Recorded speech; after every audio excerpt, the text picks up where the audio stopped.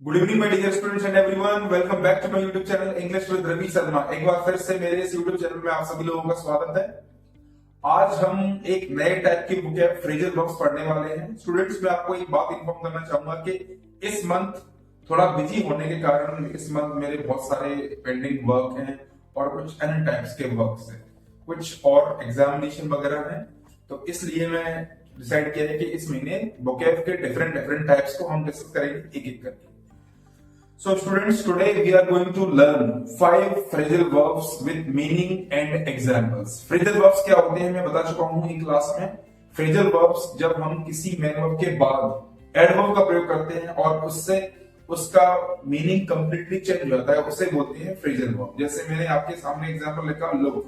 look का वैसे मतलब होता है देखना, लेकिन look के बाद यदि हम into का प्रयोग करें तो look into का मतलब है छानबीन करना। The police are looking into the matter। आपको इस तरह का एग्जांपल मिलेगा न्यूज़पेपर में या कहीं भी। इनको कई बार हमें इनकी मीनिंग आते हुए भी हम इनका एक्चुअल मीनिंग नहीं निकाल पाते हैं, जिसके कारण हमें असुविधा होती है।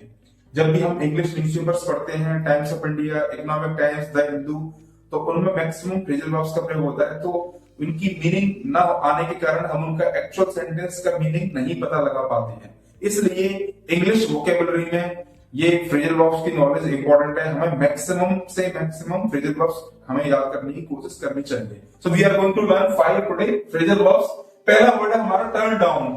टर्न डाउन का मतलब होता है अस्वीकार करना, यानी टू रिफ्यूज, किसी काम को पूरी तरीके से मना कर देना, अस्वीकार कर देना। ही turn down the job offer. आपको कोई जॉब ऑफर दिया किसी व्यक्ति को, लेकिन उसने वो पूरी तरीके से मना कर दिया। ही turn down the job offer. जैसे कई बार आपको मालूम हो, जब सोनिया गांधी की सरकार आई थी, कांग्रेस की सरकार आई थी 2004 में, तो उनको प्राइम मिनिस्टर बनाने का ऑफर दिया गया था कि सोनिया गांधी को भारत देश का प्राइम मिनिस्टर बनना चाहिए। But she turned down the offer. उन्होंने उस ऑफर को पूरी तरीके से अस्वीकार कर दिया और डॉक्टर मनमोहन सिंह को प्रधानमंत्री बनाया 2004 में। सेटल डाउन का मतलब होता है बस जाना, स्टार्ट अ स्टेबल लाइफ। हर व्यक्ति अपने जीवन में सेटल होना चाहता है। Everyone wants to settle down before marriage. आजकल ये जनरेशन की एक डिमांड है कि शादी से पहले हर व्यक्ति अपने जीवन में सेटल होना चाहता है। नेक्स्ट है हमारा put up with. Put up with का मतलब है सहन करना, यानी टू टॉलरेट, किसी चीज को बर्दाश्त करना, सहन करना। या इसका एक और मतलब होता है बेयर विद, वो भी होता है टॉलरेट करना। I can't put with noise. मैं नॉइज को बर्दाश्त नहीं कर सकता, सहन नहीं कर सकता।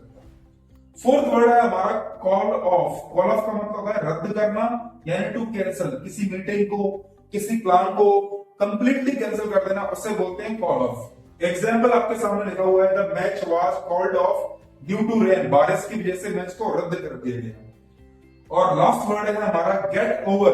गेट ओवर का मतलब होता है उभरना, किसी चीज से उभरना, ओवरकम करना। रिकवर फ्रॉम, आपके सामने एग्जाम्पल लिखा हुआ है, he got over his fear of speaking English.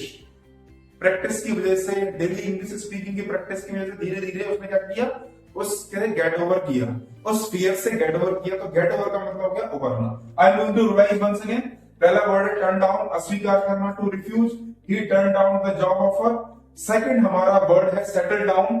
Settle down का मतलब होता है बस जाना, start a stable life. Everyone wants to settle down before marriage.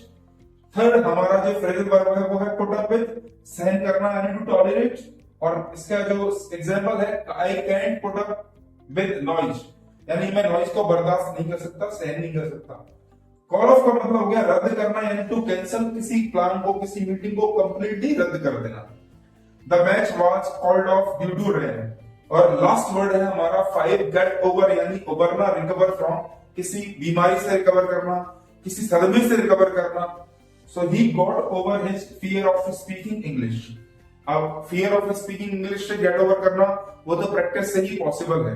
If you start practicing daily, if you start speaking English daily, then only you can get over the fear of English speaking.